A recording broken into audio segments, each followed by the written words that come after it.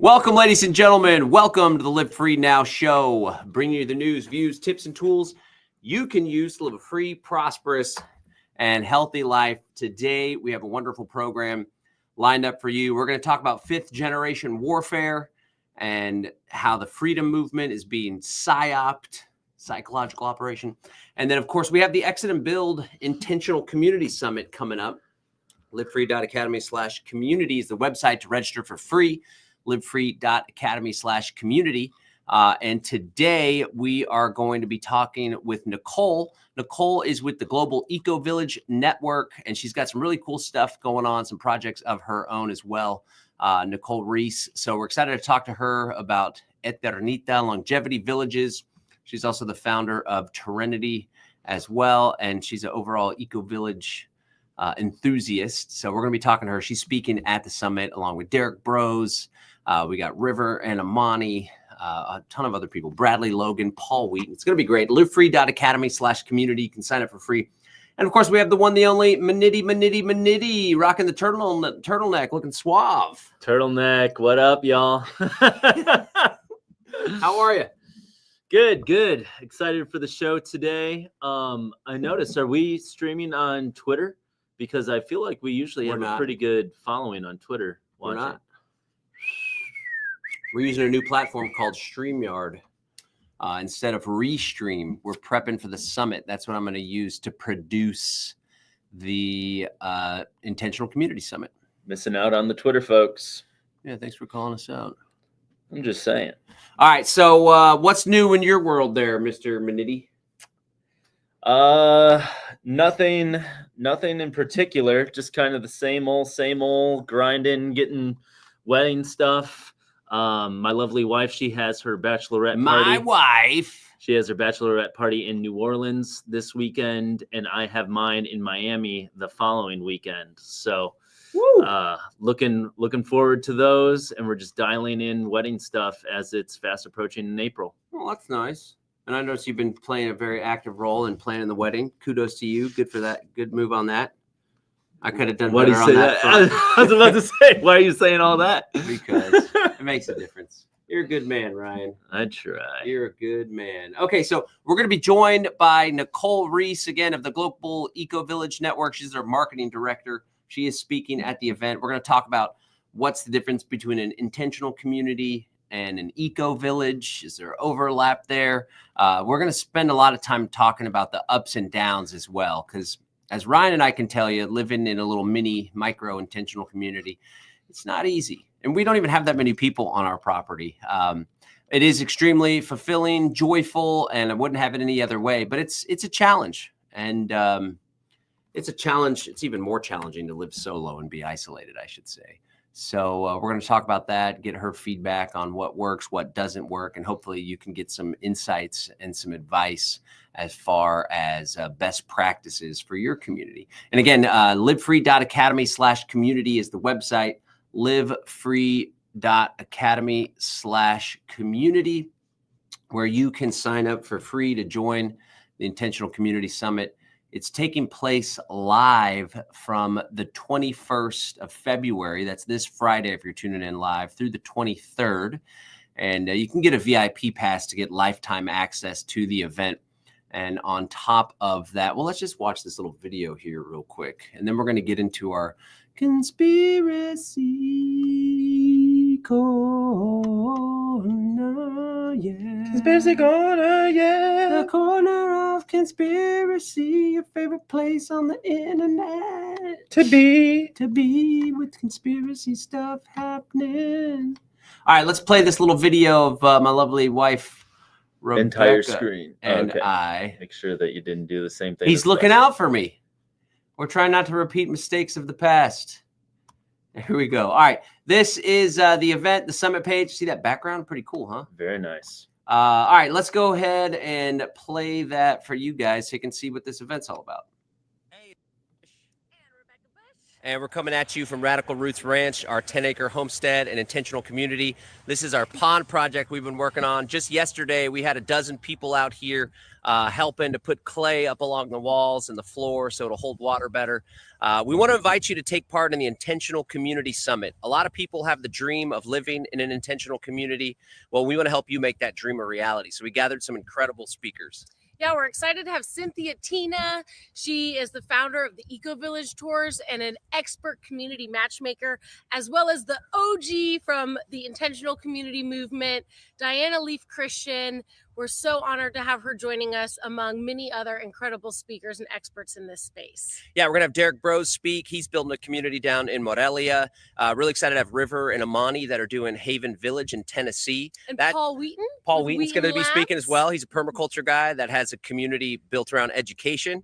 So a huge piece of it's also going to be about building intentional communities in the private realm. That's why we have River and Amani. We got Jonathan England of Earth Waking, of course, Bradley Logan, the Divine Law guy. So we're going to teach you guys not only how to find an intentional community to move to, how to build an intentional community if that's your aspiration, and also if you have a community, how to take it to the next level. But there's going to be a huge focus on doing this as freedom people, freedom-minded, no mandates, none of that nonsense, and how we could build these communities in the private realm and connect them together.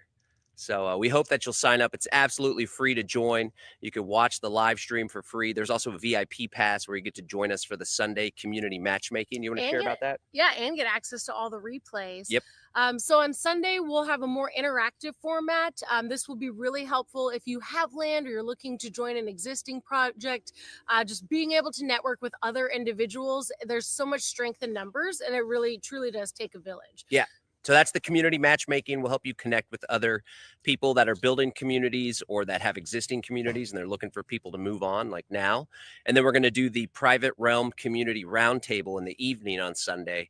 We'll hear from Jonathan England of Earth Waking Village, River and Amani, Bradley Logan, and we're going to talk about how we can build these communities in the private realm with private membership associations, holding the land in non-statutory trusts, and really how we can align with our principles as freedom lovers. All right, so sign up today. It's absolutely free, or join us with the VIP pass. We hope to see you there.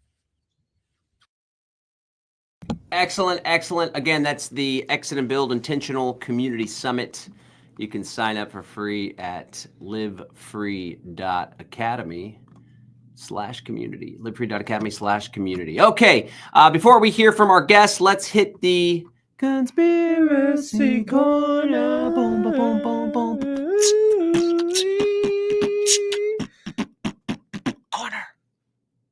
Corner. All right. So today, we want to talk about fifth generation warfare. Fifth gen warfare. Fifth gen. This is camera 4. Fifth gen warfare. So I was taking some notes.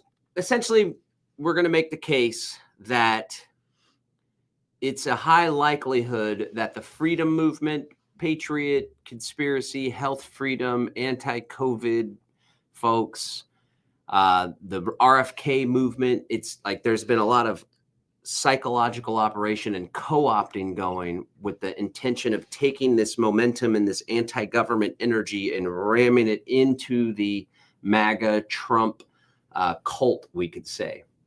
And so I want to point out a few things here. Let me pull this up here for you guys. I want to point out a few things here. This, and I just want to start by sharing that this is something Derek Brose had been harping on for a while. And there's this concept of the mainstream alternative media. And that's like, Joe Rogan, Brett Weisenstein, the Russell Brand.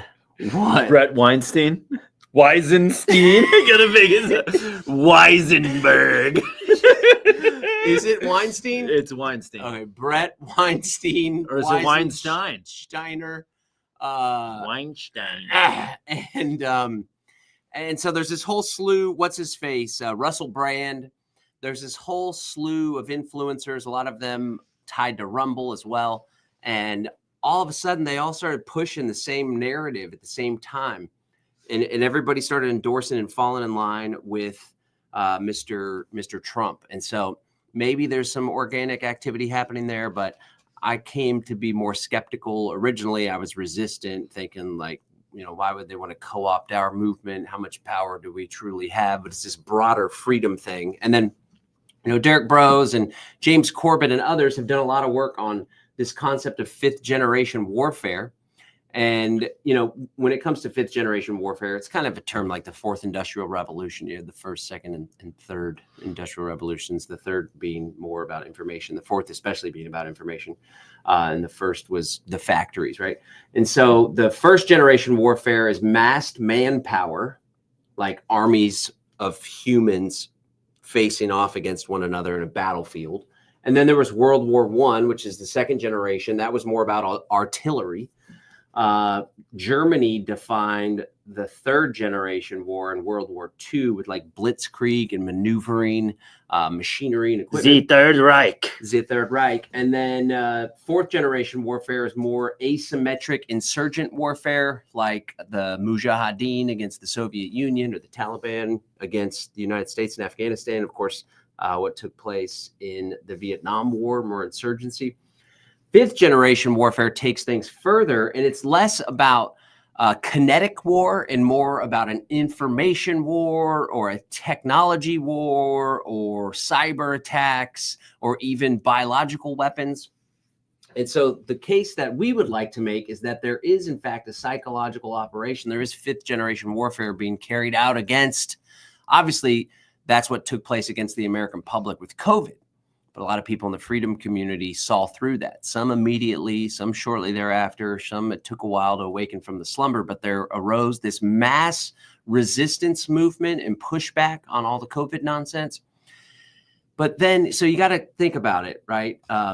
What Operation Lockstep, this is something that you and I would go back and forth against. And I'm kind of leaning more towards Ryan's position for the first time ever. But Ryan used to say more that things were like more choreographed, right? And what would you would always bring up Operation Lockstep and other things? Operation Lockstep, Event 201. There's a multitude. As we're also what are familiar. those two things? Let's get into those real quick. Well, Operation Lockstep, that was a Rockefeller-led war game, if you will, where they were just kind of laying out exactly how a pandemic simulation would roll out and the steps that they would take. And you find that in that war game that a lot of those things that they said that we could potentially implement into this kind of scenario were implemented during COVID, especially with Event 201. And, some people will say that Event 201 is a conspiracy. It's absolutely not a conspiracy. You could actually look up the highlight reel on YouTube. They put together a special highlight reel of Event 201 where they detail just months before the start of the scamdemic that the exact things that they were going to do. And some of the exact things that they said in the simulation, they ended up rolling out during COVID. And not even just that, there was one woman, you can see this in the highlight reel if you're so inclined. One woman said that if there is, if the truth starts getting out, she doesn't phrase it like that. But in essence, she's saying if the truth starts getting out, we can use the flood strategy. What's the flood strategy? Just flooding as much information and material out there so as to confuse the actual truth. So we even have this in the conspiracy movement where you look at, let's take the scamdemic, for example. Some people thought that it was a modified virus out of Wuhan. Others thought it was 5G. Others thought it was snake venom in the water. Others thought that it was chemtrails in the sky. Others thought there was so many competing ideologies for what it was actually going on, what was actually making people sick. And, I can speak to my testament that I got sick. I lost my sense of smell. That had never happened to me ever in any time I've ever gotten sick. And some people say, oh, well, that's typical for flus and that's happened in the past. It's like, dude, bullshit. Like, this was something completely different. I tend to be in the camp that thinks that it's something being chemtrailed over us, but you can see that there's so many different competing ideologies. Yeah. So they definitely use the flood strategy for sure in the conspiracy movement, but also in the mainstream movement. Nobody knew what to trust or who to trust. So then when you have that kind of thing, you have this mass formation psychosis where you introduce one solution, wear a mask. And then another solution, get a vaccine. And so then it makes it easy for people who are so confused. They don't know which way to turn. They don't know who to trust. But then you have this one figure, Fauci, and others, but typically Fauci, and he's telling you wear a mask and get a vaccine. It's like, okay, well, here is a strong figure saying that everybody is a conspiracy theorist and that I should trust him, and he's got the solution. So I'm going to do what he recommends. Yeah, and so the general public was psyoped during COVID, and they ran their war games with Event 201 to kind of test it ahead of time. And interestingly enough, when you search Operation Lockstep Rockefeller on Google, it comes up with all this obfuscation stuff, and there's articles. This isn't actually it, but there's this concept of the Rockefeller playbook. And Operation Lockstep do not exist. And so I went to that post. This post on X links to this article. Fact check: Rockefeller playbook and Operation Lockstep are hoaxes. And of course, they kind of tweak the claim. So the claim COVID-19 is part of Operation Lockstep and the Rockefeller playbook. And then I had to go to DuckDuckGo to actually find the document. But scenarios for future of technology and international development. And they basically just lay out what's going to happen in the future, what could happen, some possible scenarios. They make 4 different scenarios, and one of them is called Lockstep. And when you read about it, interestingly enough, a world of tighter top-down government control and more authoritarian leadership with limited innovation and growing citizen pushback, right? And so when they explain exactly what that looks like, it's exactly what happened after COVID, as far as people rising up and the government cracking down in authoritarian ways. Look at that. That's something we see ever more. Anyway, the point is that there was a psyop. There was 5th generation warfare unleashed upon the public during the COVID, the pandemic, right? And the case that I'd like to make is that there's a psyop now being unleashed upon the freedom movement. Problem, reaction, solution. A huge movement grew. A bunch of people woke up, and then the effort comes out and rolls out. And so some of the things that I believe are taking place, and this is a theme that we keep hitting on, the Trump administration, along with Elon Musk, along with Larry Ellison of Oracle, who recently said that we're going to have this panopticon surveillance society where people are going to change their behavior and be deterred. The effort is essentially to get these folks to fall in line and to start asking more and desiring more artificial intelligence and technocracy, right? And then another big piece is these influential figures like Joe Rogan, for example. I just pulled up and I started noticing a pattern. And this is something that I noticed on my own, and it was happening over and over and over. And so I went to old Grok. Oh, I got to be logged in to do this. Let me log in here. So when you go to Grok and you ask, Grok is the AI platform on X, and you ask for quotes from Mr. Rogan about artificial intelligence replacing government, it's pretty interesting how often it's coming up. It's kind of like a softening. And you also see that coming up a lot with Trump and with Musk. It's like there's fraud, there's corruption. We're weeding out the corruption and the fraud. And it's because humans are flawed and they're corrupt. And so what's a novel solution? Oh, well, let's have artificial intelligence play more of a role in governance. Let me just show this here. And then we're going to be joined by our guests here shortly. These are quotes. And I noticed these. There was also one on the Mark Andreessen interview.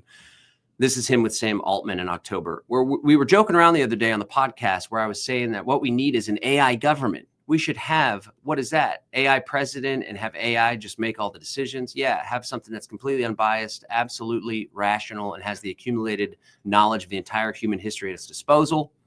All right. And then imagine an AI that could actually run shit perfectly. No greed, no bullshit. This was with Elon Musk in November. And then with Mark Andreessen, why don't we just let AI figure it all out? I mean, it's smart. If it's smarter than us and it's not captured by power or ego, wouldn't that be a better way than what we've got now? And then Andrew Yang back in 2019, if you had an AI that could take all the data, all the human experience, and just make the best calls without any of the emotional crap, wouldn't that be something? I'm not saying it's here yet, but damn, that could fix a lot. So again, just to bring it on home, the point that we're trying to make is obviously there's this push for technocracy, fourth industrial revolution, merging humanity and biology. And technocracy essentially is governance through experts and algorithms. And we kind of see the seeding and the slow but sure conditioning of people to accept that. And I would argue that in large part, it's by design. And I'll make one last quick point before we jump to our guest. So one thing that is top of mind, especially for fifth generation warfare, is the World Economic Forum said that they needed to start reestablishing trust with the global community. So in an effort to do this, I believe that they're propping up strong men like the Argentinian president and Trump and some of these other guys that seem like they're anti-World Economic Forum that really they're kind of presenting themselves that way, and then they're shuffling in the World Economic Forum policies through the back door. And that was very apparent with the Argentinian president. Do you remember his name? Javier Milei, who just did a rug pull. Milei. Yeah. Milei. So he had made a lot of comments, public-facing comments about his opposition to the World Economic Forum, but then he actually started instituting a bunch of policies, and even gave fighter jets to Ukraine to aid in the war against Russia.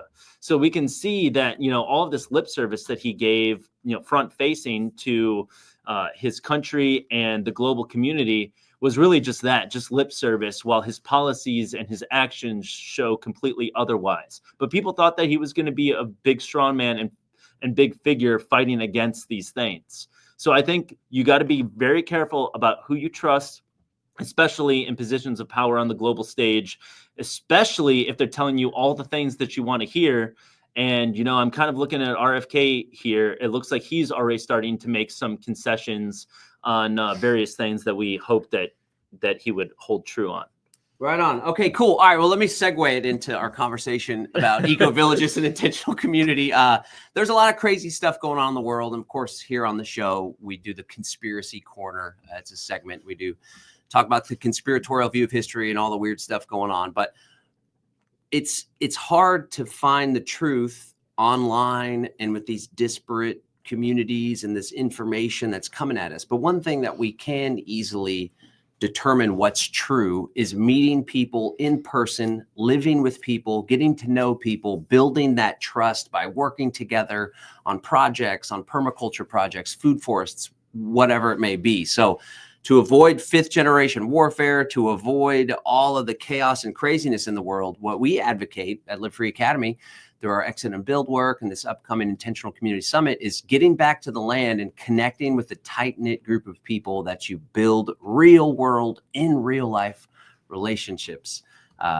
What a novel concept, right? So I want to introduce our next guest here, Nicole, who is with the Global Eco Village Network and Terrenity and a couple other projects, very busy, doing lots of cool stuff. How are you, Nicole?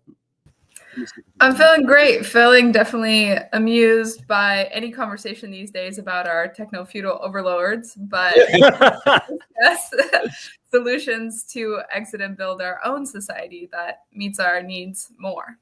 Cool. Yeah. So before we get started, can you introduce yourself to our audience for folks that may not be familiar with you and your work? Happily. So I'm what I call an eco-village nerd. I've been studying, living in, exploring different eco-villages in Central America, Europe, and the US for the past 7 years. I currently live in a sustainable community in Southern California. My background is in anthropology, so I'm a researcher. I've always sort of been fascinated about the history of humans in order to platform where we can actually go. So my interest is in intentionally designing the future of humanity. So the concept of eco-villages was introduced to me 7 years ago. And so collecting all the information about how we can actually do what I call societal redesign is perform local scale transformations of the society that we want to see in like experimental communities that espouse sustainable principles, are adopting like equitable social programs, and obviously doing ecological restoration. practicing alternative governance and alternative economies. So I'm always really excited to share about eco-villages because for me, they represent a solution that we can take into our own hands that can also spread as a social movement to impact the rest of the world. So my current position as the Director of Marketing and Communications for the Global Eco-Village Network is teaching me a lot of that wisdom, of course, of the original eco-village movement from the 70s when a bunch of hippies went out to the forest to like fend their own way and figure out, like, they were obviously rejecting society at that point, which was very problematic, but nowhere near as problematic as our current society. So having been participated in regenerative neighborhood startups to consulting and working with commercial eco-villages in Costa Rica, I've been tracking the movement of eco-villages. Some things I'm excited to share about today are like the trends I see in real estate, land development, the adoption of technology in eco-villages, and more. So yeah, just really excited to be here. Thank you for inviting me on to your podcast. Awesome. Cool. Maybe we could start by leveraging your background in anthropology. Originally, humans lived very tribally in villages, right? And there was like tight-knit families and it was a community. And then along the way, things went into single-family neighborhoods. And I know a lot of it had to do with the Industrial Revolution, but what would you point out as some key factors that caused this shift away from communal village living towards, you know, high-rise apartments, everybody in their own little zone? And one thing I'm noticing now is like it went from families together and like larger extended families and tribes of families down to the single family home. But now with social media, it's even as though the members of each family are now in their own little zones and lost in their own technology. So it's broken down and fractured that human relationship component of life even more so. But what are some of your insights on how humans kind of lost that village tendency? Well, so I think we already know the history of industrialization, moving into larger cities, losing that connection to the traditional familial structures. So maybe we'll skip that, because what I think is really interesting, and from my marketing perspective, is I know that there was pretty intentional efforts from like a marketing standpoint that people were targeting the family unit, the nuclear family, to break that apart, because it makes people more vulnerable consumers and it makes it easier to sell them things. I mean, like at very basic, if we just skip kind of the industrial era and like the patterns of migration, really for me, it boils down to that. And I know you love a good conspiracy. So I'm just pointing towards that trend in like, yes, like we've sort of detribalized as we become more mobile.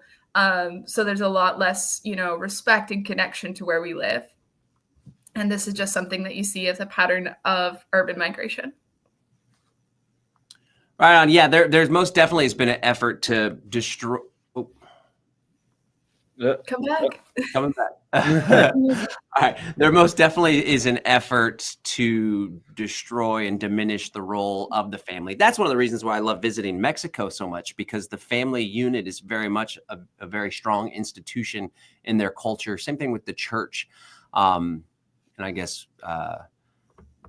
cartels are institution down there as well. But I think one thing too that helped contribute to that was the income tax. So originally the income tax only applied to like federal workers and people in Washington, D.C., but it expanded and expanded. And when you think about it, it like it necessitated both of the parents to go into the workforce, as opposed to one staying home or one being able to run the family or whatever. They both had to work now and go live that capitalist dream instead of being there and cultivating the family. And I think there was a lot of social engineering behind that. But let's talk about, so I know that you're involved with the Global Eco-Village Network and you have a lot of your own endeavors as well. What's the key difference, or is there a difference between intentional community and eco-villages? Is like a Venn diagram going on here? Can you share a little bit about what an eco-village exactly is? For sure. So an intentional community is kind of a much broader term, and ecovillage falls under this umbrella. So an intentional community can be everything from an ashram to the Amish communities to any sort of values-based co-living that you could find in an urban center. So intentional community usually just means a space where people live together because they have shared values. An eco-village is basically an eco-community, and the intention that they share coming together is to live a more sustainable life. And it typically is in a bit more village format. There are a few urban eco-villages, but most of the eco-village that you will find typically position themselves in rural areas because they prefer connection to nature. It's easier to perform like agricultural activities, and there's just like a bit of isolation and beauty. Kind of going back to the idea of like why the village format is so important to us in an age of isolation. I really want to highlight that this is one of the reasons, or rather, isolation is one of the reasons that I refer to ecovillages as a poly solution to a poly crisis. It doesn't just offer a sustainable solution to overconsumption.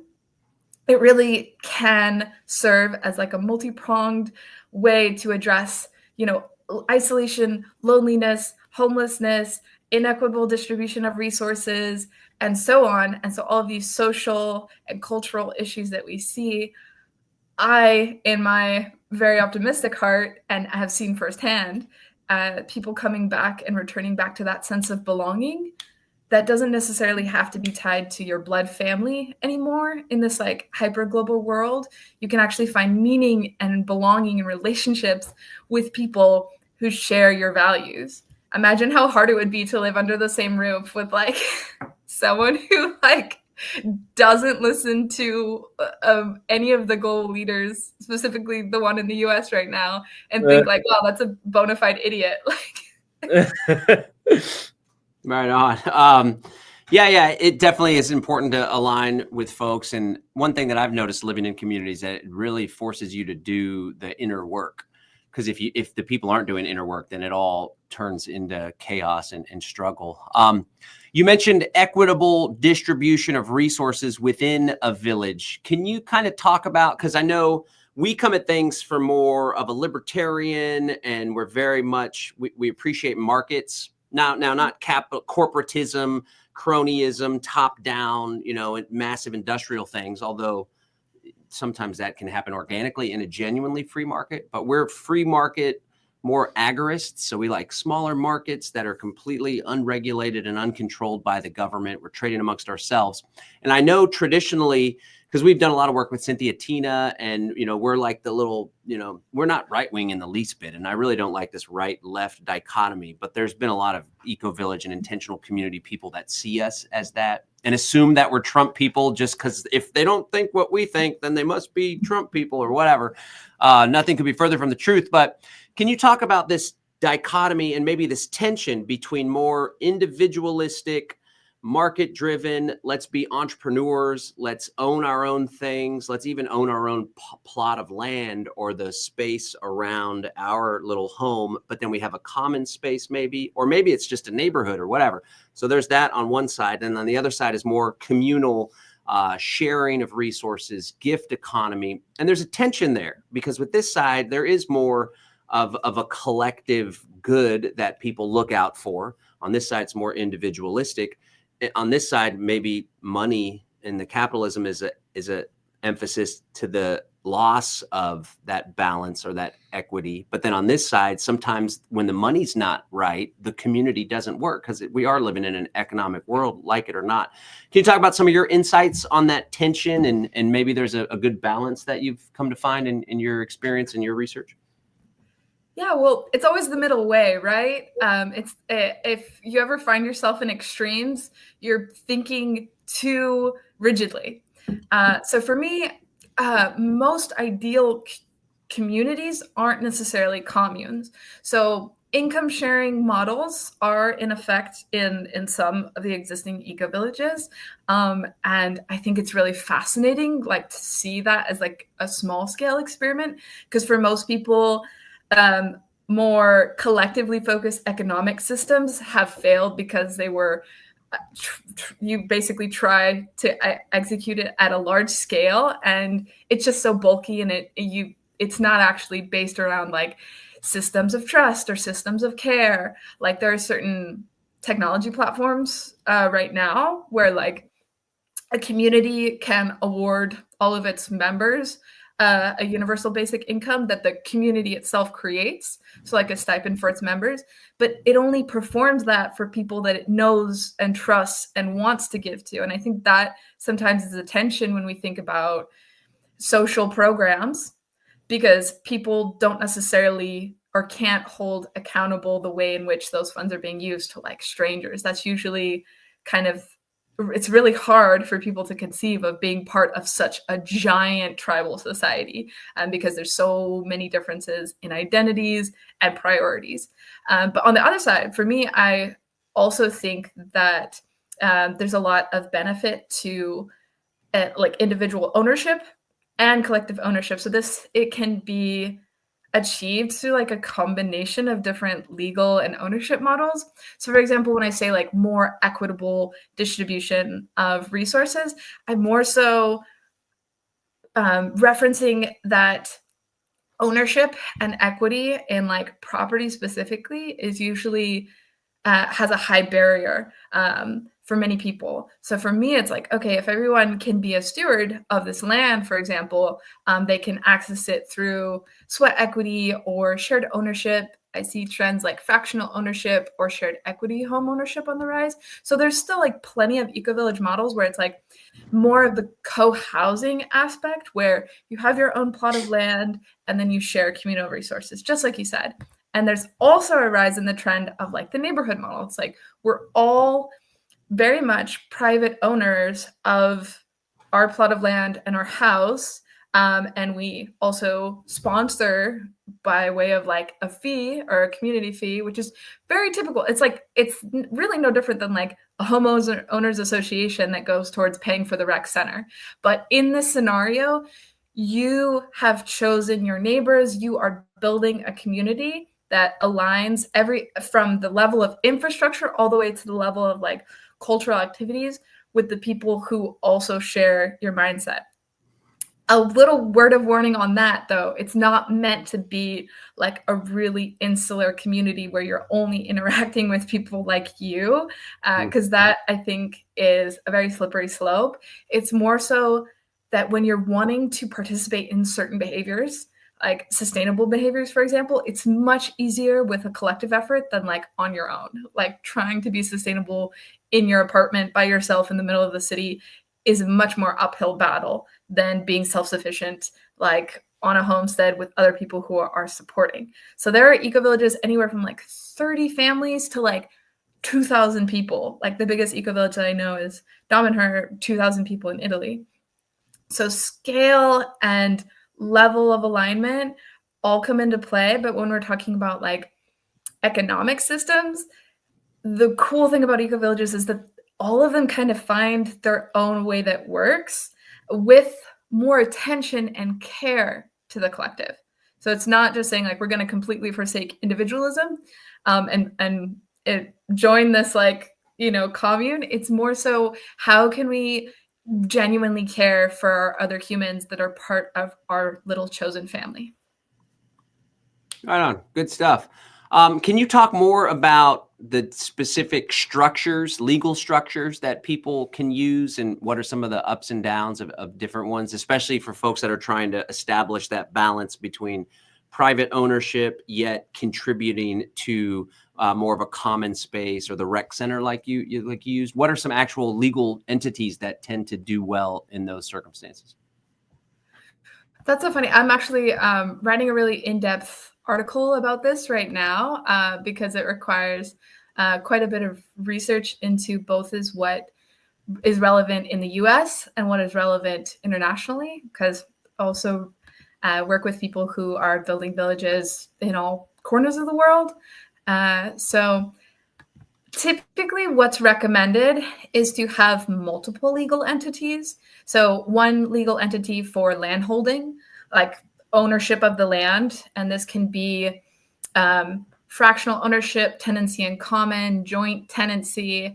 You can have like an S Corp that is formulated as an educational facility and then allows you to have multiple dorms on site. Just depends on like what you're actually developing. So there's obviously a good, better legal entity depending on what your project is. So a land holding legal entity, a development company that is tasked with like the construction or the maintenance of the village. So it can be structured as like a limited liability company to help raise capital and like assume the initial construction risk. And then the third is an operations company. So typically in some circles that I work with, they call it a dev co and an op co. So once the construction is complete, you want like an operations company. And this is typically people who like an entity that can actually run the community. So normally that's like, it could be a cooperative, like any corp, like a B Corp or an S Corp can be good for operations, a nonprofit, a church. All of those have like pros and cons to the types of tax write-offs that they can get, and so on. You can be a 501c to 501d. It's like you start getting into like legal codes that are a little bit more specific, that are like a special purpose nonprofit. And of course, for the people who are really into tech, you can also have a DAO, a decentralized autonomous organization that owns the land. So the first DAO to own land, I think, I forget, it was like in Colorado or something. So that can be a land holding and an operations entity that is more decentralized and accessible. So I'll let you know, I'll get back to you when that article's finished, because I'm also performing research that's like compiling a lot of the things that are available to read online about legal entities for communities. Sweet. Lots to consider there. I just shared your Substack, Terrenity.substack.com there in the comments. It looks like you update it regularly in this really useful content that you've put in there. So kudos to you for all that.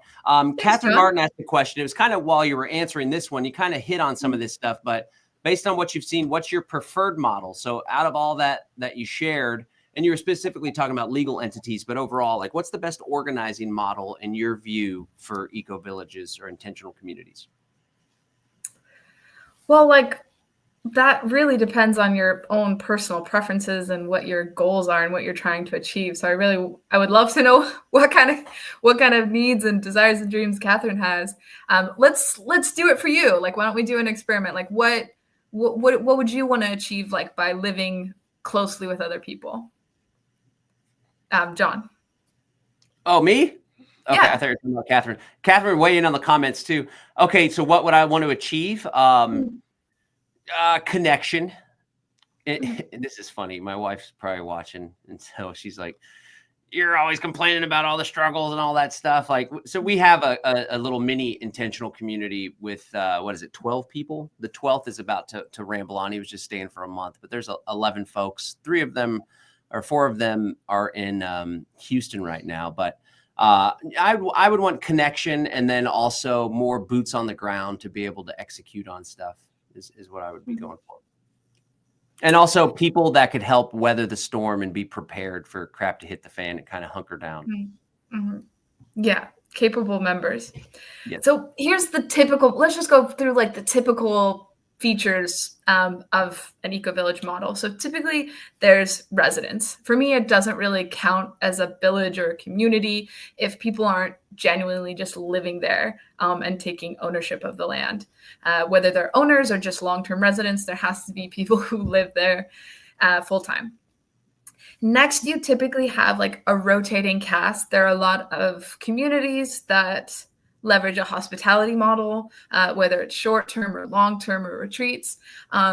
Just to kind of stir the pot, it's always really good to have a little bit of open door to welcome in new talent, for example, potential new members, and so on. So the base of residents, guests, and then you typically have people that come and work for a short time in an eco-village. And so having spaces or programs that are a bit more like a functional guest. So like there's the consumer guest that comes to like experience something hospitality.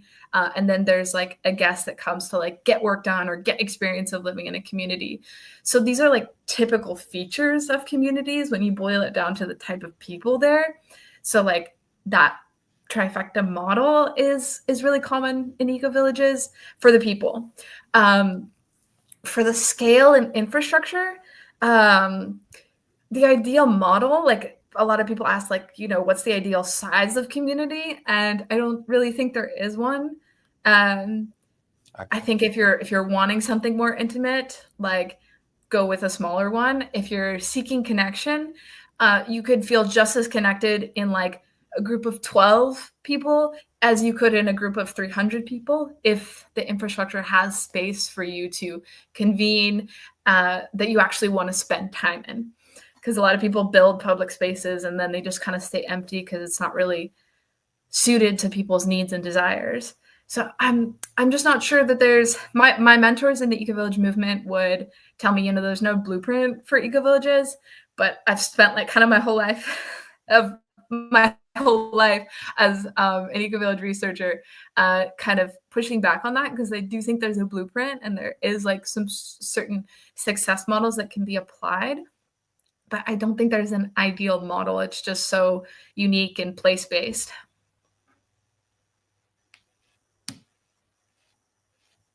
Can you hear me? Yeah. I froze. I see you in the corner there.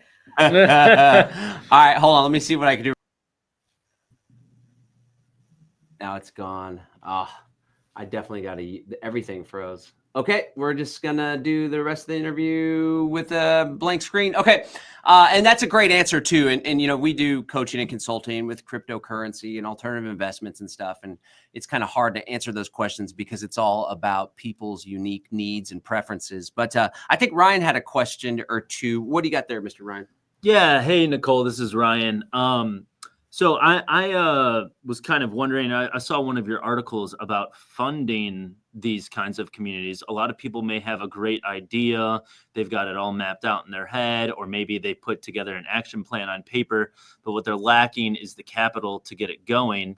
You had mentioned that you wanted to talk about real estate. So I guess my question is multifactored, where what kind of real estate or land would someone be considering to start an intentional community, and how would they go about taking steps to actually get it funded so they can fulfill their dream? Assuming they can't just get a mortgage, because that'd be an easy path. So if that's not a possibility, what are other options? Or if it's like a 200-acre kind of deal and they big one. Yeah, they can't get the financing for that. Yes, so be more specific about your question. What type of land would they look for? Yeah, well, I mean, I guess that's really just tying into what you said on the onset of what you wanted to talk about was the real estate aspect. So I guess I would ask for you to further that thought on what you mean, like about real estate, but then also, you know, people being able to fund the community. Totally. So what I see is that more and more these types of projects are looking like and can be treated as traditional real estate projects. And I've worked with different communities that kind of approach this way, and like traditional investment as much as you would working with like a contractor and developing a neighborhood. This was true for the eco-village that I worked with in Costa Rica, for example. So there are so many different ways to get funded for these types of projects. But like typically what I see happening is like people either pinning it on like just this massive angel investors that's going to come in and like fund all of their projects, or like hoping to get a grant. Typically I advocate for like a multi-pronged approach, and as well like either crowdfunding or using members to raise funding for your projects. But if you're building like a larger community, what's important to pay attention to is that really there's like a lot of land development expertise and phasing of development that needs to like match your funding pretty directly. So what like mistakes I often see people make is like develop things out of order, like before they get to a place where they can actually host people or have people on the land. So when it comes to funding ecovillages, I see everything from, you guys work in crypto, everything from like amazing like quadratic funding rounds going around to regenerative land projects. I know there was the Ma Earth grant that was like matched up to $100 grand in donations. So there's a trend I see of like microfunding, and crowdfunding has always been an option, but like microfunding certain phases of the regenerative village movement, as well as some people just opting to acquire land with existing infrastructure. There's just like a whole myriad of how to approach it. Like, are you getting virgin land and wanting to develop on that? Are you acquiring existing infrastructure and wanting to move people into that? Are you parceling land and selling individual lots and then letting people take care of the cost of building their own house, and so on? So there's like strategies for each way, but I'm really excited about seeing traditional investors turn their interest towards these kinds of resilience impact investing. So you can fund your project in a number of ways. Some of the funding strategies that I list are like, obviously you can self-fund. That's always an option if you have the credit, if you have the ability to get a mortgage or a loan. Crowdfunding, privately funding, so either sourcing family or sourcing a private investor. And you can also publicly fund it through programs and grants, or creating enough of a business model that it's attractive to people to see how your village will actually create income, like not just the residential side of things, but an added value layer of like, having certain attractions or services or interesting things that are like, okay, this is an economic engine. Let me give you an example. Like, I'm designing a longevity-focused village in Sardinia, in Italy. So not just creating a permanent residential community, we're also going to have a medical clinic with certain certifications that allow us to give medical treatment and emerging treatment for longevity and gene therapy and senolytics. And so that's like part of the economic engine, alongside like a boutique hotel and allowing people to come to like a bathhouse experience. So something like that, where it's not just like we're growing food, because typically like you really have to have a large agricultural production system to make any money from that. I think your aim should be to make enough food to like supplement your community or like move towards self-sufficiency in terms of feeding yourselves. But I could encourage people to have like additional businesses folded into the community that can serve the community and its members. So if you treat it like a business, you can approach it like any other business. Totally. Yeah, I completely agree with a lot of those points that you raised. And there really are so many ways to fund it. And one key phrase that we kind of focus on is, there's return on investment, but also return on impact. So that is also another way that can be conveyed to potential investors. But, some of our members here, or our audience members, they're asking about, conflicts in intentional communities. So I guess this would also be multi-factored. A lot of people like to focus on, it's the community. The community has to implement the structures and the vetting materials and all these kinds of things. But all right, so that's one part of the question. How can a community implement a nice vetting process to make sure that they're getting the right people for their community? But also, what can potential community members, prospective community members, do to prepare themselves to join an intentional community? Okay, cool. I'll answer both of those. So typically in like the vetting onboarding process, as a community, you have to sit down and figure out what information you want to know about incoming members. This is where you decide what is the relevant information that we need to know to see if they align. Typically, you can put that into a questionnaire application and like, I guess, weed people out. Sounds awful. Sieve people out just based on their answers to what you deem as like the most important information. I can go over the way that we onboard at this community. So we have people fill out an application. From there, we decide, okay, like, do they seem like a good fit? And from there, we'll have like a video interview with just one of us, and we'll maybe give them a tour of the property, ask them kind of connect with their intentions. And then from there, we'll decide if we're ready to move to like interview with the whole community. At that point, it's often a video interview or an in-person interview. People have moved from out of state just to move to our community. So there are some limitations in really getting to know people. And additionally, we're also trying to implement trial periods, because typically the issues that we see with people always like crop up like in the first week or so. Like they always become pretty apparent right away if they're like just at great odds with the way we like and prefer to run things harmoniously here. So that's welcoming in people. Typically, if you do enough of a good job in your vetting process, you don't necessarily need to handle conflict. But there are recommended ways to train your community members before they even get into conflict. So typically people have issues, personal issues, being able to communicate. And it usually just breaks down to that. It's almost never like malice. It's almost always misunderstanding. I recommend, and I'm currently leading my community through like a 6-week training that combines techniques from nonviolent communication is really popular, but I also use authentic relating and this book, which like changed my life. When I read it, it was actually recommended to me by someone who had lived in an intentional community in Oregon for like 11 years, called Crucial Conversations.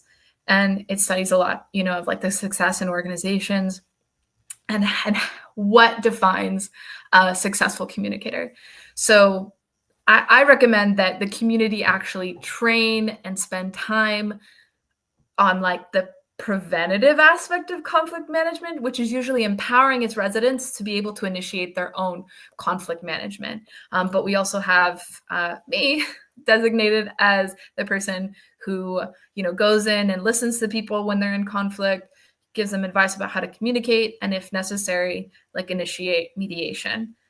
So we have those kind of guidelines around like, okay, like, and a lot of it's an exploratory process. We've found like, okay, it's if someone is like causing trouble, but like won't speak to the person they have an issue with, we've put like a time limit on that. Like, hey, you have to mediate like, after 2 weeks, because you can't just like avoid someone. There is a breathing time where like maybe you're really emotional and you're like, and you need like a couple of days to not see that person. That's fine. But we have like set also like boundaries for our own health. Like, hey, you need to take care of your own communication hygiene. Like you can't just be like having these open ends of tension with other people.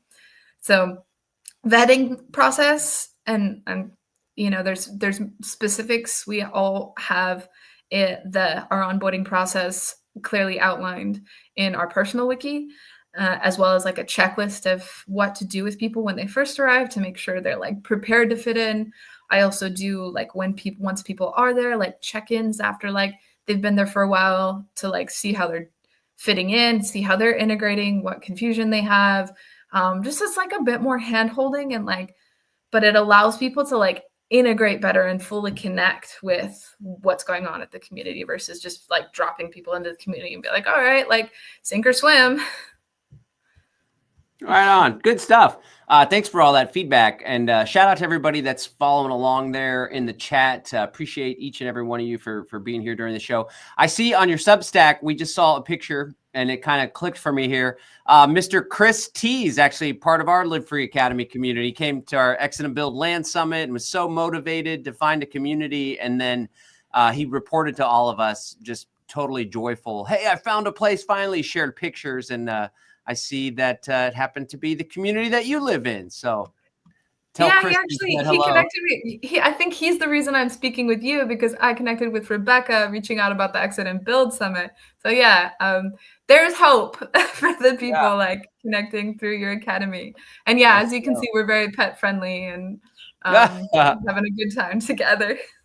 Yeah, the dogs are easier to deal with than humans, that's for sure. Very fond of dogs.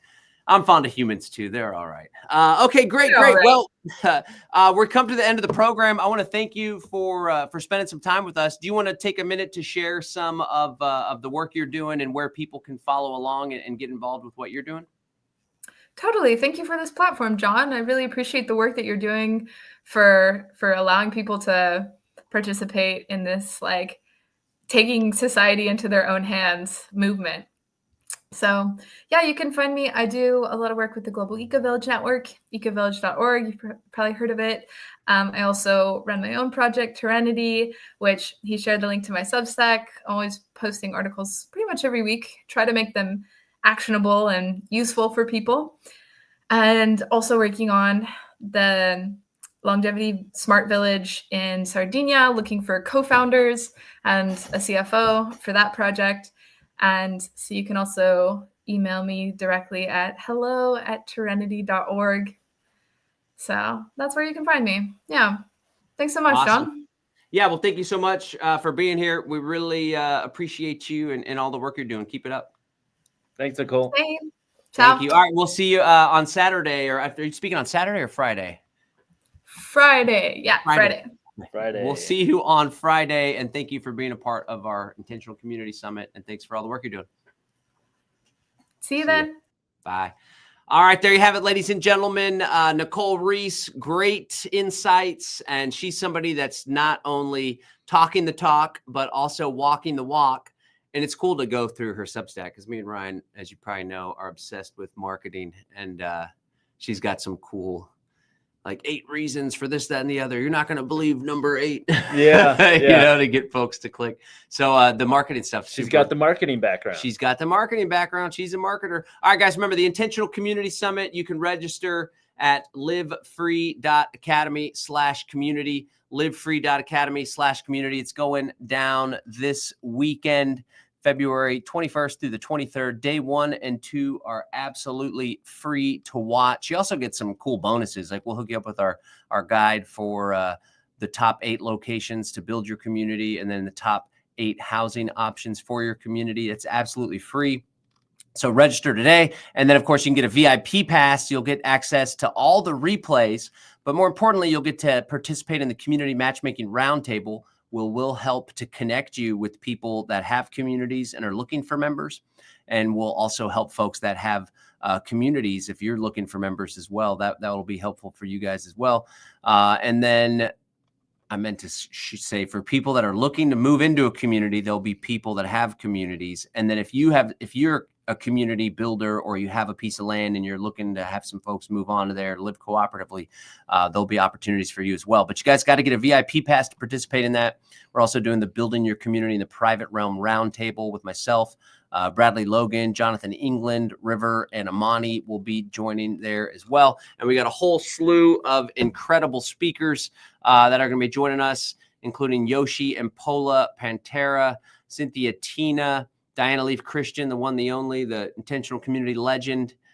River and Amani are going to talk about Haven Village in Tennessee, entirely in the private realm. Jonathan England of Earth Waking Village, they're in the private realm as well. He's got a solid community of people down there. Bradley Logan's going to talk to us about doing all of this using the Trinity model. He also lives at Earth Waking Village with Jonathan.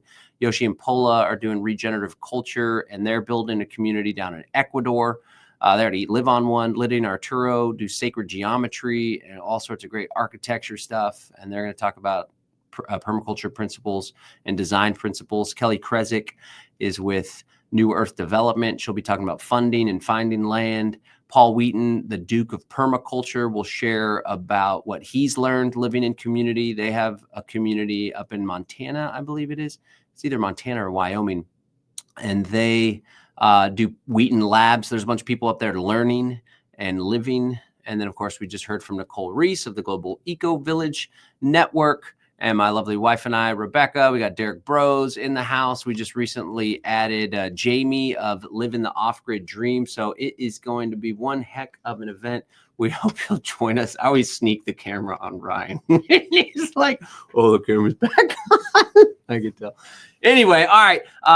Before we let you go, let me just shout out one of our sponsors real quick. We want to invite you guys to pick up a free ounce of Kratom over at freeounceofkratom.com. Don't take my word for it. Jilly Gibson says this stuff is completely life-changing, and I don't say that lightly. You can pick up a free ounce. You just got to pay $5 shipping and handling. It's for the United States only, and we'll ship you a free ounce of green Mangda. It's the most versatile variety. Helps with stress, anxiety, getting the edge off, focus, pain. You can get it for $0. Just pay $5 shipping and handling. We'll send you some. Head over to freeounceofkratom.com. That's freeounceofkratom.com. I can't put the link in the YouTube show notes because it'll take the video down. Been banned for promoting this incredible plant medicine. It's definitely a big competition to big pharma. That's one of the reasons why we're giving it away for free for people to try it out and overcome their advertising blockade. Again, that's freeounceofkratom.com, freeounceofkratom.com, and you can try your free ounce today. Any parting words there, Mr. Reggae? I guess I'd also encourage people to go check out CrowdHealth. They're a great partner with us. John and I both signed up for their services. Not both of us. Both of us. Did you guys know that like in the Midwest, if there's any Midwest folks watching, that we say both with an L, BOLTH. I know that some of you other weird folks say both, but it's pronounced both. Both. Our friend Patrick Riley up in Illinois says it too. All the Illinois Midwestern guys. And Nomad Brad, dude. All say both. Jason Rink. So John and I both use CrowdHealth for their services, and they have a special promotion just for our audience. I believe it's 3 or 6 months of $99 a month. So check out the link. We do have a link in the show notes for that. Check out the link in the description, and you'll get that very special deal. If you're sick of your healthcare provider telling you what can and cannot be covered, they're not going to cover this, they're not going to cover that, CrowdHealth aims to cover every single bill that you submit as long as it's within reason. Don't try and submit, your dog's cancer treatment. Dogs are not covered. Dogs are not covered. Cats unfortunately. are definitely not covered. Cats definitely not covered. But check out CrowdHealth. You can find the link in the description. They're great partners of Live Free Academy. All righty. We hope you enjoyed the show. If you enjoyed it, share it with your friends. Make sure that you subscribe to the channel. Hit that bell notification to be up to date whenever we go live. Subscribe to the YouTube channel as well so you can stay in touch. Share with your friends. Go to livefreenow.show to subscribe to the podcast if you want to listen to the audio version. Until next time, guys. Peace and freedom. Later.